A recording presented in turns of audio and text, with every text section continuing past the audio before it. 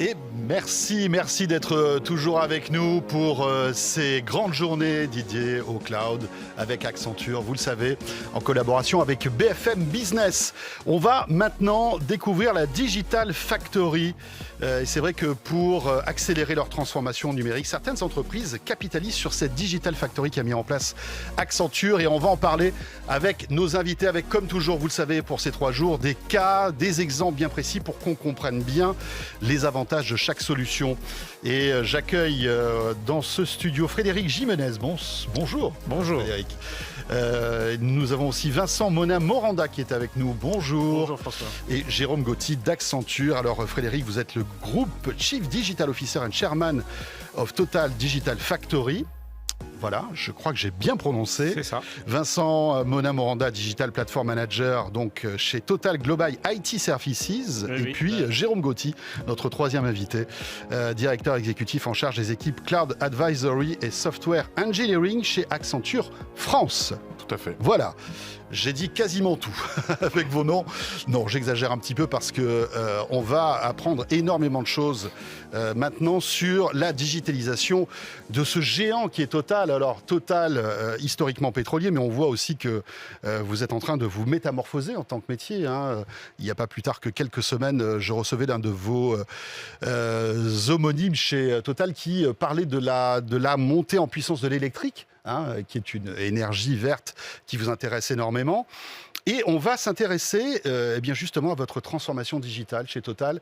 Le digital chez Total, Frédéric, qu'est-ce que c'est en fait aujourd'hui? L'histoire peut-être aussi. Alors, un petit peu d'histoire, effectivement, on parlait de Digital Factory.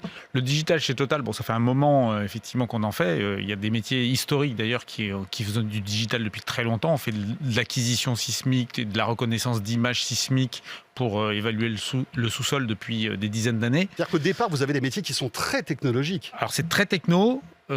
Mais il y a déjà des métiers qui étaient très techno, mais aussi très axés sur l'utilisation des données et des technologies IT, de supercalculateurs, etc. Donc le cloud, vous aviez déjà des solutions cloud? Pas forcément du cloud au départ sur ces solutions-là. Et puis en fait, il y a eu peut-être un virage un petit peu, c'est-à-dire qu'en 2015-16, le groupe a vu qu'il y avait quand même un mouvement généralisé d'un côté du cloud, mais aussi de la digitalisation, et a lancé pas mal d'initiatives, donc déjà avec la création du poste de Chief Digital Officer, c'était pas moi à l'époque, et puis de beaucoup d'initiatives un peu partout dans le groupe en disant maintenant il faut s'approprier ces technologies digitales, il faut essayer et ça doit irradier l'ensemble du groupe.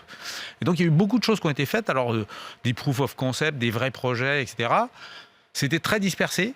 Volontairement. Et puis, en 2019, un constat, c'est oui, le digital, ça commence à vraiment prendre. Ça peut apporter de la valeur, ça peut transformer les business. Par contre, on se rend compte que pour aller plus loin, il va falloir changer de braquet. Voilà, il ne fallait plus être dispersé.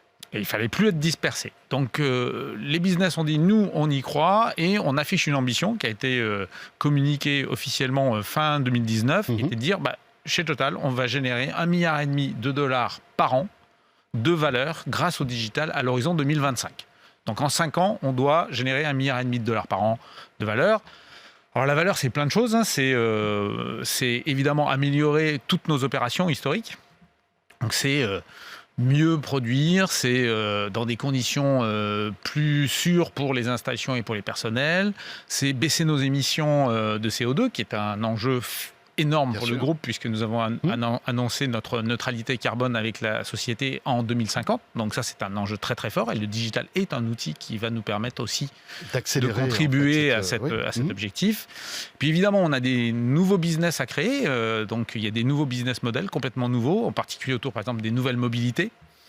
Et enfin, il y a accompagner la croissance, comme vous l'avez dit, de nos nouvelles activités autour de gaz, renewable and power, et donc autour de l'électricité et des énergies renouvelables. Et là, très gros enjeu digital, parce qu'il y a du digital partout. Et digitaliser un groupe comme Total qui est en pleine transformation, ça rajoute une complexité? Non, c'est pas une complexité. C'est plutôt, il faut que le digital, en fait, ce soit pas quelque chose qui soit fait à côté des métiers, il faut que ça soit dans les métiers. Le but du jeu, c'est de dire, les métiers, pour atteindre vos objectifs, vous aurez besoin du digital comme vous aurez besoin de plein d'autres choses. Et donc, il faut que les métiers s'approprient le digital comme étant un outil pour eux, pour atteindre leurs objectifs, et surtout pas que ce soit un objet réservé à des initiés, à des geeks, à des technophiles sur le côté qui vont faire du digital tout seul. Et donc, l'enjeu, il est plus de l'intégrer dans les métiers. Et ça a été un des enjeux en créant une Digital Factory, qui a été de dire, est-ce qu'il faut finalement créer des structures digitales partout dans le groupe pour qu'elles soient au plus près des métiers, ou est-ce qu'il faut rassembler les forces digitales? Et c'est ce qu'on a choisi de faire en créant la Digital Factory. Mais du coup, comment faire en sorte que cette Digital Factory soit quand même au plus près des métiers? Je y reviendrai un petit peu après. Mais donc, on a décidé, début 2020, après l'annonce de cette ambition, en disant, s'il faut générer $1,5 milliard, il faut se donner les moyens. Et se donner les moyens, on a dit, c'est effectivement une structure dont on avait entendu parler chez d'autres sociétés. On n'était pas du tout les premiers sur ce genre de terrain. Et on a décidé effectivement de créer une structure dédiée au digital qui permettait de porter cette ambition. Donc une Digital Factory unique pour l'ensemble du groupe, qui traite tous les métiers du groupe. Et ça concerne combien de personnes, de collaborateurs, cette Digital Factory? Alors Digital Factory, c'est une structure spécifique, c'est une filiale dédiée du groupe. Elle a environ 300 personnes. Alors je ne compte pas les équipes plateformes de Vincent qui sont, elles, transverses au groupe, mais il y reviendra après, qui sont en plus de ces 300 personnes.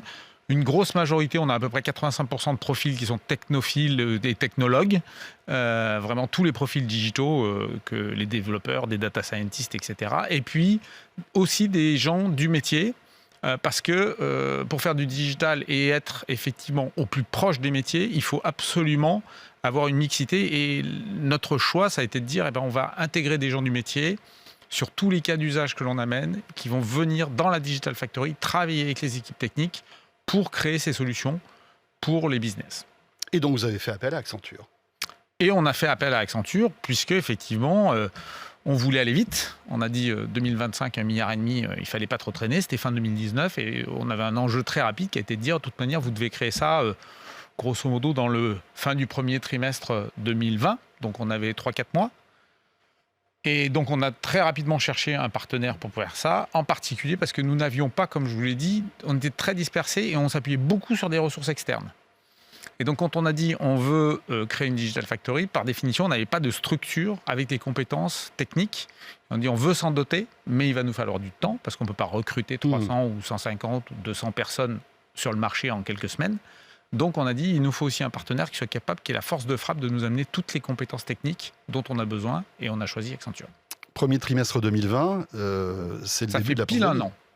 Et c'était le début, en plus, de la pandémie. Alors, on a démarré de manière... Peut-être un peu avant, je pense que Jérôme et Vincent s'en souviennent. On a démarré... En fait, on est rentré sur un plateau pour l'équipe projet le 1er mars et on en est sorti le 16 mars. Et voilà. Et le 1er avril, on montait les premières équipes de développement en 100% remote. Et alors, le remote, c'était quelque chose qui culturellement a été accepté facilement chez Total? Est-ce que c'était déjà des pratiques que vous aviez? Alors, je ne vais pas généraliser sur le remote chez Total, parce que de toute façon, tout le groupe y est passé d'une manière un peu forcée, très rapide. Alors, on a eu de la chance, c'est qu'on avait plutôt une bonne structure d'outillage pour pouvoir le faire. Donc, ça nous a bien aidé. Après, vous étiez prêts? Sur les outils, on était prêts. Côté Digital Factory, oui, alors évidemment, c'est des profils, les ressources sont quand même des gens qui sont à l'aise avec le travail en remote. C'est des travails qui se fait quasi évidemment que sur écran, donc c'est plutôt facile. Après, créer une structure, monter des équipes qui ne se sont jamais vues, partager sur des cas d'usage métiers, enfin mettre un développeur avec quelqu'un de l'exploration-production qui lui explique comment on fore en Angola, à distance, c'est quand même pas ce qu'il y a de plus simple. Donc c'est vrai que ça n'a pas aidé au début, ça a été difficile, il a fallu un très gros effort des équipes pour apprendre à se connaître et à se comprendre. La réalité, c'est qu'on a monté les 100 premières personnes du plateau 100% en remote. Et puis maintenant, ils commencent à se connaître, même s'ils ne se sont pas beaucoup vus. Oui, c'est vrai qu'on n'est pas encore sorti de cette affaire. Jérôme Gauthier, donc, la Total Digital Factory, qui est donc un service que vous proposez chez Accenture. Peut-être revenir sur ce que c'est, et après se focusser sur ce que vous avez fait chez Total. Oui, donc c'est un service qui effectivement avait 2-3 années. On avait fait à peu près à la même échelle que Total chez Thales notamment, et dans des structures aussi plus petites. C'est effectivement en fait un service qui vise à accélérer la transformation digitale en ayant pour logique en fait de mettre ensemble toutes les compétences nécessaires pour faire du digital autour d'une organisation assez lean, simple, avec peu de hiérarchie et avec des personnes du métier qui sont intégrées. Et tout ça autour d'une logique quand même de changement culturel assez fort, parce que ce qu'on constate sur le marché, c'est qu'il y avait beaucoup d'initiatives qui avaient été faites. Comme l'a dit Frédéric, toutes les entreprises faisaient des POC, faisaient des projets digitaux. On s'est rendu compte que l'aspect culturel, c'est-à-dire la prise de conscience qu'on est en train d'avoir une sorte d'entité avec un ADN très digital, nécessite une adaptation culturelle, faire travailler des métiers avec des data scientists, avec des développeurs. Ça nécessite également une logique culturelle qui est différente. Et si on veut de l'efficacité, dans ce monde digital et technologique, il faut aussi beaucoup d'autonomie pour les équipes. Et donc, on a construit cette offre autour de... Je monte les compétences dans un modèle quand même assez simple. Le but, c'est d'aller vite. J'ai l'ensemble des compétences et je travaille autour d'une logique culturelle différente qui permet de délivrer de la valeur très rapidement au plus haut niveau technologique. Jérôme, le setup de la Total Digital Factory a été réalisé en 6 semaines, c'est ça? C'est un commando, en fait. C'est un peu un mode commando. On a fait 6 semaines, dont d'ailleurs 2 ou 3 semaines en mode remote, dû au Covid. L'idée, c'est pas de faire un setup complet. L'idée, c'est de pouvoir aller très vite. Nous, l'enjeu, c'était de dire, au bout de 2 mois, on monte la première équipe. Et au bout de 3 mois, on fait la première ligne de code. Et ça, quand vous prenez n'importe quel projet, si vous faites un setup complet, vous allez commencer au bout de 6 mois. Donc l'idée était de produire rapidement pour que la factory amène de la valeur. Et donc on a décidé de faire un mode setup en agile. C'est-à-dire qu'on a appliqué les méthodes de développement à la partie plus amont, plus consulting, et on a fait un setup en mode agile. C'est-à-dire que c'était pas complètement fini, mais ce qui était fait, un MVP, un minimum viable product, en termes de setup, pour commencer à travailler, pour commencer à pouvoir faire monter des équipes et en itérant, en amélioration continue. Et on est encore en train aujourd'hui d'affiner le modèle, de le modifier. On a 1 an d'existence et on est en train d'ailleurs d'entamer, on va dire, une organisation un peu 2.0 en ayant pris le Rex de ce qui a été fait. Vous affinez un petit peu tout ce qui a été fait durant cette première année, c'est ça? Oui, ce qu'on a fait, c'est que donc la logique, c'est d'aller vite. On démarre, on se concentre sur le fait d'arriver à sortir des produits digitaux rapidement. On a eu quand même quelques écueils parce que il y avait des sujets avec la plateforme qui était en train de naître. Vincent va en parler. Il y avait l'aspect remote, le fait que les développeurs, ou en tout cas les personnes dans l'équipe digitale, ne connaissaient pas nécessairement le métier. On a eu aussi une partie de difficulté culturelle à faire en sorte que les métiers jouent le rôle de product owner, parce que ça, c'est pas si simple, ça s'apprend. Mais on a avancé. Et ensuite, et très vite, on a pris le retour d'expérience. Donc on est dans une logique à peu près depuis, cet été, d'amélioration continue, de regarder ce qui va bien, ce qui marche moins bien, et en disant on va l'améliorer. Et ce qui est bien, c'est que c'était un parti pris. Et donc, on l'assume, on le fait. Donc, il y a une partie de choses qu'on doit améliorer. On est en train de le mettre en œuvre. Et cette amélioration continue, qu'on applique dans un modèle agile en technologie, nous, on l'applique sur une entité, en fait. Et c'est le même modèle qu'on applique, ce qui fait qu'en termes d'état d'esprit, tout le monde est dans cette logique-là d'amélioration continue. Sur l'ensemble des équipes, qu'elles soient métiers ou qu'elles soient technologiques. Vincent ou Frédéric, celui qui veut prendre la parole, comment ça s'est passé entre collaborateurs d'Accenture, bien sûr, et vous? Tout a été bien compris, bien assimilé. Il y a eu une bonne entente tout de suite. On sait que parfois il peut y avoir des frictions sur certains sujets. Vincent ou Frédéric, moi, je peux témoigner là-dessus. En fait, les principes que Frédéric avait posés et qu'on a mis en œuvre, c'était de dire c'est one team. Il n'y a qu'une seule équipe, le badge n'est pas important, et donc c'est les mêmes pratiques, les mêmes fonctionnements, la même culture, et donc ça demande un changement de chacun qui vient de son écosystème habituel pour justement intégrer des éléments communs. Et c'est peut-être un des éléments qui a été les plus difficiles ou les plus impactés par le remote, parce que l'aspect technique, les équipes de développement, les équipes plateforme, elles se sont mises à travailler facilement. Par contre, constituer le collectif de Digital Factory, ça, c'est un petit peu plus compliqué quand on ne se voit jamais, très simplement. Donc, Donc, pour moi, ça a très bien marché et je crois qu'on n'a pas eu d'événement où on s'est dit, tiens, mais là, c'est Accenture contre Total, ou c'est vraiment quelque chose qui a fonctionné de manière très très intégré. Donc c'était bien. Je rajouterais oui, parce que je pense qu'en fait, alors après, il y a aussi une particularité. Au début, la réalité, c'est que Total n'amenait quasi aucune ressource technique. Donc nous, on amenait plutôt des gens du métier. Donc vos compétences à vous, compétences métiers, on va dire. Nos compétences métiers et Accenture amenait quasiment au départ quasi toutes les ressources technologiques. Et Vincent arrivait avec des équipes, d'autres équipes d'ailleurs, avec aussi beaucoup d'externes qui n'étaient pas forcément Accenture sur les plateformes. Et en fait, le point c'est que finalement aussi, le choc de culture a peut-être pas tellement été entre Accenture et Total, mais plutôt entre tech et métier. Où là, comme le disait Jérôme, les gens des métiers et les opérationnels n'avaient pas forcément l'habitude de travailler dans un mode avec une équipe autour de lui qui le challenge, qui itère, qui lui demande s'il est toujours d'accord pour faire ça, s'il change, il teste, il revient. Des modes, classiquement, Total était plutôt dans des modes de projet un peu classiques. Je fais un cahier des charges, je vous le donne, vous avancez, puis je regarderai dans quelques mois. Et donc là, c'est une interaction qui est beaucoup plus permanente, qui a, je pense, plus déstabilisé les gens que le fait que les gens soient Accenture ou Total. Oui, bien sûr. Mais Jérôme, vous avez un peu l'habitude de ce type de scénario, non ?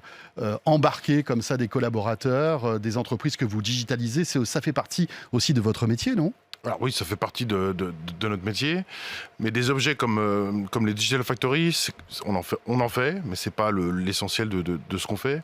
Ce qui est intéressant, c'est qu'ici, c'est un modèle de build, operate, transfert. Alors c'est en anglais, mais qui est très approprié à ce modèle-là. C'est-à-dire que c'est une logique où nous, on arrive effectivement en masse au début, d'ailleurs sur l'ensemble des composants de la Digital Factory, mais dans un objectif, donc ça c'est le build, dans un objectif de l'opérer pendant un certain temps pour délivrer de la valeur à l'échelle, et ensuite de transférer. Donc l'objectif pour Total, c'est d'avoir sa propre Digital Factory avec ses propres compétences, en tout cas en grande majorité. Et donc on était dans ce modèle dès le départ. Et ça, c'est un modèle qui est quand même, je pense, je dirais pas unique sur le marché, mais quand même qui est assez transformant, parce qu'on avait plutôt l'habitude, nous, groupe de services numériques, à faire un projet et puis éventuellement le run et puis s'en aller. Là, on est dans une logique où on accompagne un client et on l'accompagne même à recruter. Donc, on a aidé les équipes de Total à recruter des profils digitaux sur le marché. On a sélectionné nous-mêmes des profils, on a fait des entretiens pour transférer l'ensemble de la compétence à la fois méthodologique, à la fois technologique et en termes de personnes, de savoir-faire à Total. Et ça, c'est un modèle qui aussi par rapport à... J'ai envie de dire, le fait qu'on était one team, à partir du moment où le modèle il est connu dès le départ, on est dans une logique où nous, on va partir en fait. Mais on va accompagner Total dans sa réussite. Donc finalement, c'est un mode gagnant-gagnant où nous, on joue un peu le rôle d'hyperscaler, vous voyez, de départ pour tout de suite amener de la valeur, tout de suite arriver à produire, parce qu'on a les ressources, on a les compétences et la méthodologie. Et en parallèle, on accompagne Total pour que Total puisse opérer de lui-même sa propre Digital Factory. Avec un point important, c'est la diversité. Malgré tout, et je sais que c'est un sujet qui vous tient à cœur. Oui. Et donc, il y a 35% de femmes qui sont associées à ce projet ? Oui, il y a 35% de femmes. Vous voyez, on est un peu moins de 300, donc ça fait un peu plus d'une centaine de femmes. Alors, un peu moins sur la partie pure tech, mais il y en a aussi sur la partie métier. Nous, en tout cas, ça fait partie, ça vous le savez, de ce que nous, on essaie de faire chez Accenture, nos objectifs de 50-50 en 2025. Là, il faut quand même être réaliste, c'est-à-dire qu'on est sur un objet où il y a plus de difficultés à avoir des compétences, l'ensemble des compétences chez les jeunes femmes dans le digital. On en trouve, mais on ne trouve pas pour tous les rôles. C'est plus difficile. Il y a aussi une vraie concurrence sur ce marché-là. Mais on a fait cet effort-là. Moi, je pense qu'aujourd'hui, au-delà du chiffre, je veux dire, quand on voit la Digital Factory, alors ça fait un moment qu'on l'a pas vu, mais cet été, quand on a pu voir les personnes réunies, je veux dire, on voyait à l'œil, j'ai envie de dire, qu'il y avait une vraie diversité. D'ailleurs, pas que dans le mix homme-femme, mais aussi une vraie diversité globalement. Et ça, c'est important, je pense, culturellement et dans l'esprit de ce qu'on fait dans le digital. C'est-à-dire qu'il y a une vraie intégration, c'est à la fois multiculturel, il y a des femmes, il y a des hommes, et il y a des gens plus jeunes, il y a des gens plus âgés. Et je pense que c'est tout ce mix-là aussi qui fait la valeur d'une Digital Factory. Très bien, je sais que c'est un sujet aussi qui vous tient à cœur, l'inclusion.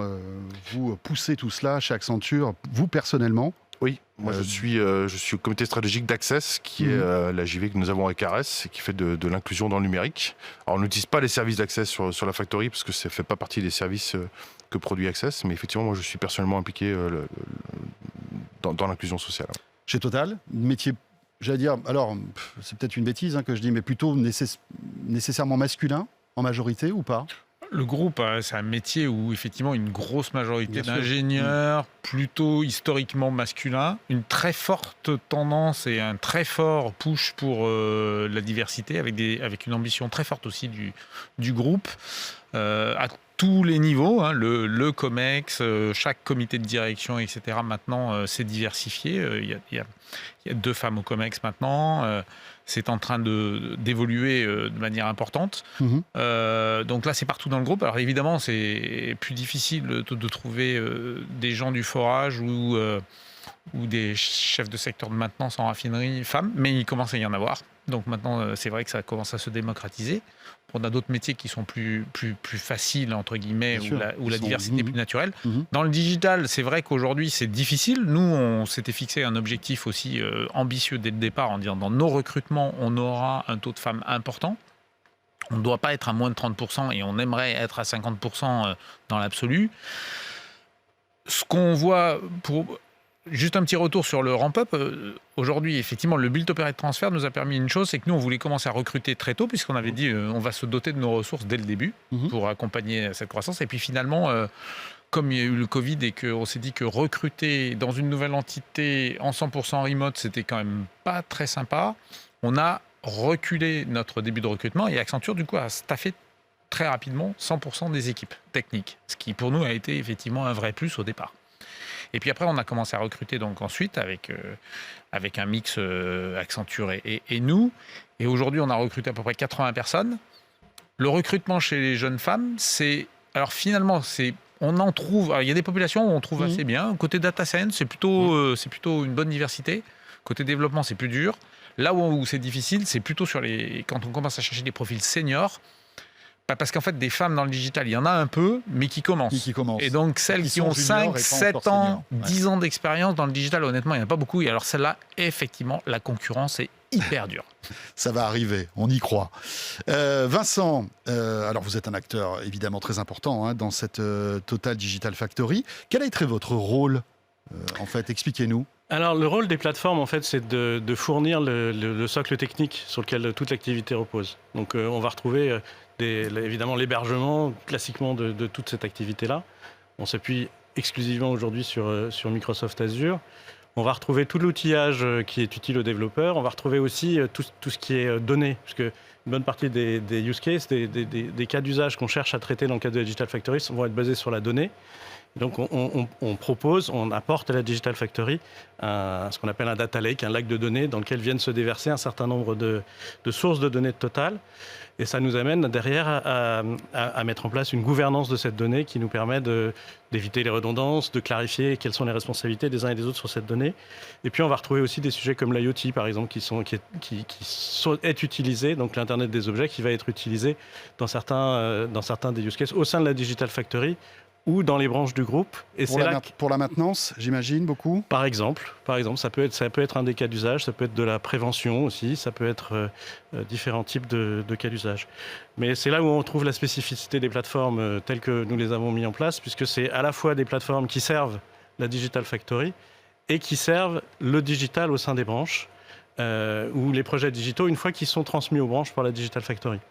Et donc, ça nous donne à la fois cette double proximité, une proximité avec la Digital Factory qui est finalement, depuis son arrivée, notre maître d'œuvre, elle nous donne la direction dans laquelle on doit aller. Elle nous permet de construire des plateformes qui répondent au mieux aux attentes de la Digital Factory. C'était un gros choc, en fait. On a parlé tout à l'heure de l'équipe Commando qui est arrivée en mars l'année dernière. On avait déjà des activités cloud, on avait déjà lancé des programmes pour construire ce genre de choses. Et la première chose qu'ils nous ont dit, c'est très bien ce que vous faites, mais en fait, nos attentes pour arriver à délivrer vraiment du digital, il faut qu'on change un certain nombre de choses, qu'on donne plus de flexibilité, qu'on donne plus d'autonomie aux équipes pour qu'elles aient la capacité réellement à aller chercher la valeur derrière. Et le deuxième point aussi, c'est effectivement, c'est une plateforme qui est commune. Et donc, le transfert des use cases, des MVP, depuis la Digital Factory jusqu'aux branches est facilité par le fait que ça reste sur les mêmes environnements, avec la même technologie, avec les mêmes interlocuteurs. Très bien. On n'a pas parler de souveraineté des données et de sécurité des données aujourd'hui pour Total. Frédéric, c'est important cette souveraineté des données et de sécuriser le cloud au maximum. J'imagine que oui, parce que vous avez des sujets sensibles. Oui, alors après, le cloud ne s'applique pas à tous les périmètres du groupe, évidemment. Donc il y a des domaines qui ne sont pas du tout éligibles, soit pour des raisons réglementaires, soit pour des raisons effectivement de sensibilité des données. Oui, parce que vous êtes fortement réglementé aussi, bien sûr. Oui, puis on opère dans des pays, par exemple, qui interdisent qu'on mette les données de ces pays dans le cloud. Donc dans ce cas-là, on s'adapte. Après, on a aussi, dans le digital, il y a des tas de sujets où la confidentialité des données n'est pas un sujet en soi. Si on prend aujourd'hui tout ce qui est maintenance prédictive, par exemple, des remontées de capteurs, de milliers d'instruments, etc., aujourd'hui, ne sont pas sensibles au sens la donnée n'est pas du tout confidentielle. Capteur de pression, c'est un capteur de pression. Donc, il n'y a pas d'enjeu à la mettre dans le cloud. Là où on est très vigilant, c'est évidemment, par contre, quand c'est des données industrielles, on sécurise le flux de sortie, donc on va plutôt de nos systèmes industriels vers le cloud. Donc là, il y a peu de risques. On est très très vigilant si on devait revenir, entre guillemets, d'application cloud vers le système industriel, parce que là, les systèmes industriels, pour nous, c'est quelque chose qui doit être ultra protégé. Et donc là, pour le moment, on est vraiment dans un mouvement plutôt, les données partent de nos capteurs, etc., vont dans le cloud, sont utilisées, et très très peu de retours pour le moment. On a monté Jérôme. On a monté un fonds d'innovation dans la Factory pour apporter de l'innovation. Et dans ce fonds d'innovation, un co-investissement entre Total et nous, qui est bien doté d'ailleurs. Et on a un des cas dont parle Frédéric, qui est effectivement un retour de données qui ont été traitées en dehors de Total, avec pour le moment du Edge, et un retour sur l'informatique industrielle. Et ça va être traité dans le cadre du fonds d'innovation, parce qu'en effet, il y a des questions de cybersécurité importantes. Et on touche à l'appareil industriel, en fait, très directement. Donc là, il y a des technologies qui existent sur le marché, mais il y a un besoin de maturation important. Et on veut effectivement s'assurer, ça c'est des produits qu'on ne peut pas faire comme ça, on doit s'assurer effectivement qu'on est sur des niveaux de sécurité et aussi d'acceptabilité pour les métiers. Donc ça va être traité dans le cadre d'un fonds d'innovation qui sont en gros un certain nombre de cas un peu plus complexes ou avec de la technologie un peu plus nouvelle qui sont faits à part pour en gros les dérisquer, pour les tester et puis qui peuvent rentrer dans la factory une fois qu'on a pu mener un peu plus d'études dessus. Vincent, juste peut-être un point là-dessus pour compléter, simplement en termes de cybersécurité et de souveraineté, de toute façon aujourd'hui, alors là Digital Factory elle est dans un cadre hyper strict que fixe le groupe, qui est la DSI Group, fixe un certain nombre de règles et un cadre, et donc nous la Digital Factory là-dessus on fait pas du tout on n'est pas des aventuriers sur ce sujet-là, donc on est vraiment dans le cadre, et d'ailleurs un des éléments de la plateforme c'est d'installer sur les plateformes cloud tout le cadre de sécurité du groupe. Vincent, vous dites que en fait, ça catalyse 3 changements, cette Total Digital Factory. En fait, ça catalyse des changements dans la filière IT. Ça catalyse d'abord le changement qui est que ces équipes digitales, c'est des équipes DevOps. Donc quand on dit des équipes DevOps, on dit des équipes de développeurs qui font aussi les opérations de leur cas d'usage. Parce que c'est ça qui leur permet d'avoir la vitesse, de ne pas avoir besoin d'équipes tiers et de pouvoir mettre en production leur propre use case et ainsi de suite. Donc ça, c'est un gros changement. Ça change complètement la répartition des rôles entre les différentes équipes. Et c'est quelque chose qu'il faut apprendre. Il faut trouver comment ces choses-là peuvent se faire de manière efficace. Ça apporte une grande vitesse. Je crois qu'un des mots-clés de la Digital Factory, c'est aussi la vitesse à laquelle on arrive à avancer et à apprendre. Il y a un deuxième changement important, c'est sur l'infrastructure, puisque là, on est sur du cloud public, donc on est non plus sur de l'installation de matériel, on est sur du code. Donc l'infrastructure devient du code, et en devenant du code, ça change évidemment complètement à la fois les compétences qu'on a besoin de trouver, et puis aussi la manière dont on va conduire ces projets, et même la dimension... le temps. On achète une machine pour un certain temps. Une machine dans le cloud, on l'achète pour quelques secondes ou quelques fractions de secondes. Ça change complètement les choses. Ça change aussi les pratiques de management. Alors oui, mais ça vient avec la Digital Factory. On y a fait un peu allusion tout à l'heure. Le One Team, c'est aussi être capable de changer nos pratiques, qui étaient des pratiques parfois plus classiques, et de s'adapter à des fonctionnements agiles, à des équipes produits, puisque toutes les équipes de Digital Factory, y compris les plateformes, sont des équipes produits. Et donc, c'est se mettre avec le client et avec le produit qu'on porte au cœur du fonctionnement de l'équipe. Des fonctionnements moins hiérarchiques, une organisation à plat, que ce soit au sein de la Digital Factory ou au sein des plateformes. Et donc ça change beaucoup dans nos manières de faire, même un peu dans nos façons d'être et dans les relations entre les personnes. Et donc c'est très très intéressant. Et on voit en plus le changement dans le temps. On a maintenant presque 1 an, pas encore 1 an, et on voit les pratiques entre les gens qui apprivoisent les pratiques, qui apprivoisent la technologie. Et ça, c'est vraiment passionnant et c'est vraiment une des choses qu'on apprend ensemble dans la construction de cette Digital Factory. Jérôme Gauthier, peut-être le mot de la fin, puisque le temps passe très vite. Sur la Digital Factory, bon, on voit qu'avec Total, c'est un succès. Vous avez développé avec Thales d'autres services et vous le disiez, avec des entreprises plus petites. Quel est le profil type de l'entreprise qui peut être intéressée par cette Digital Factory, à votre avis? Toutes? Moi, je pense que toutes. Je pense qu'il n'y a pas de profil type. Je pense que c'est plutôt ce que nous, on appelle des archétypes par rapport à la Digital Factory. C'est-à-dire qu'il faut regarder... il y a des impacts organisationnels quand même assez importants. Nous, ce qu'on aime bien, c'est regarder effectivement s'il y a une logique d'accélération dans le digital, s'il y a une logique d'innovation et une logique de changement culturel. C'est un peu les 3 archétypes qu'on regarde. Donc une forte motivation aussi. Il faut une motivation, il faut un engagement au plus haut niveau. C'est le cas chez Total, hein, du patron. C'était le cas aussi chez Thales, parce qu'on est quand même sur un objet qui est assez transformant. Même pas assez, qui est vraiment, qui est vraiment transformant. Et ce mélange positif entre les métiers et le digital, en fait, ça paraît peut-être simple, mais en réalité, c'est un challenge. Et effectivement, quand c'est porté par le plus haut niveau et par les managers de l'ensemble des métiers, c'est beaucoup plus simple. Donc nous, on regarde ces 3 archétypes-là, essentiels. Après, on en regarde d'autres, parce que là, on a un modèle chez Total. On peut avoir des modèles plus décentralisés. On a des modèles plus petits. Tout le monde n'est pas à 300 personnes. Donc là, vraiment, ça dépend.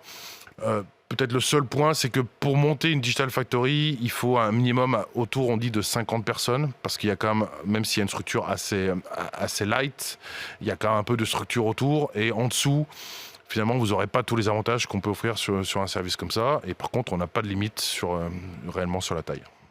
Eh bien, merci à tous les 3.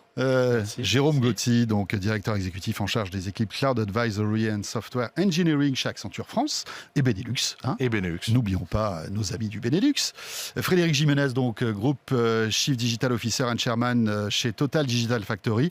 Et puis donc Vincent Monin, Moranda, Digital Platform Manager chez Total Global IT Services. Merci à tous les 3.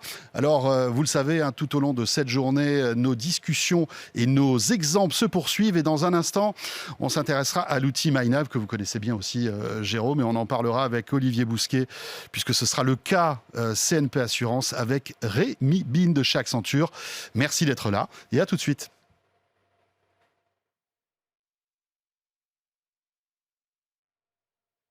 Et voilà. Eh ben merci. Merci. Merci beaucoup.